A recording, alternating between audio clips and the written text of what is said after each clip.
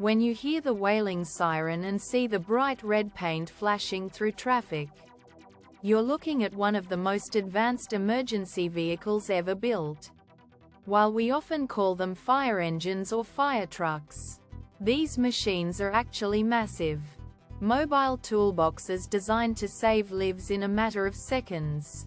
To understand how they work, we have to look at the three main things every fire engine needs: a way to get there fast, the tools to do the job, and an incredible amount of water power.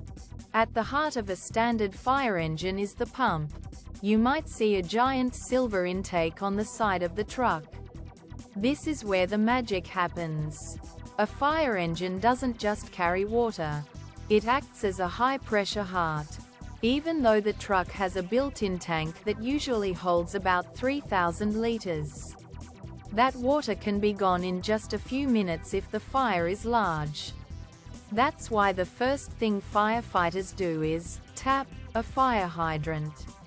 The pump takes the water from the hydrant and uses a powerful centrifugal force to blast it out through the hoses at high pressure, allowing the water to reach the top floors of buildings or the back of a deep warehouse. If you look at the top of the truck, you'll often see a long, folded metal structure. This is the aerial ladder. On some trucks, these ladders can extend over 30 meters into the air, which is about 10 stories high. Some even have a bucket or platform at the end, allowing firefighters to rescue people from windows or spray water down onto a fire from above. Because these ladders are so heavy and reach so high, the truck has to be perfectly balanced.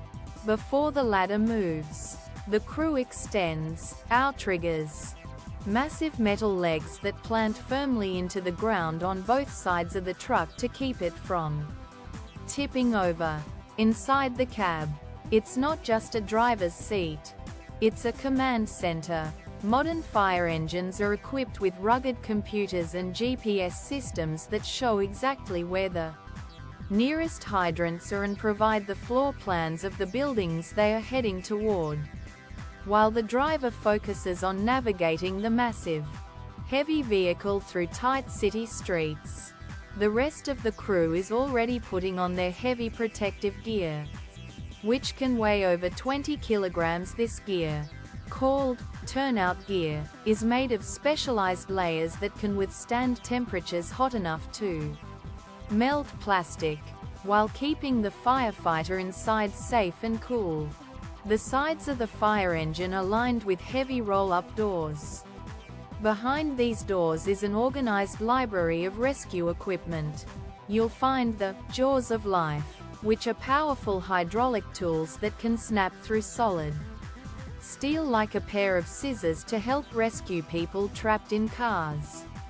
There are also thermal imaging cameras that let firefighters see through thick, black smoke by detecting the heat from a person's body or finding the hidden hotspot of a fire behind a wall. Every inch of space on the truck is used. From medical kits and oxygen tanks to chainsaws and specialized foam that can smother oil fires that water can't put out. Even the color of the truck has a purpose. While red is the most famous color because it was traditionally the most expensive paint, showing that a city took great pride in its fire department, some modern engines are painted lime yellow.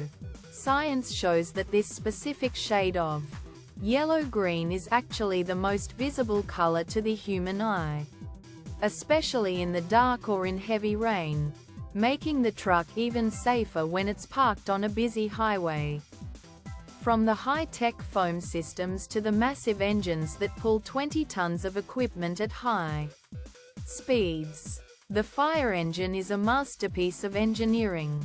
It isn't just a vehicle. It's a life-saving machine that brings an entire fire station's worth of power directly to the front door of someone in need. When that siren fades into the distance, it means the crew and their incredible machine have arrived to turn a disaster into a rescue. Thanks for watching.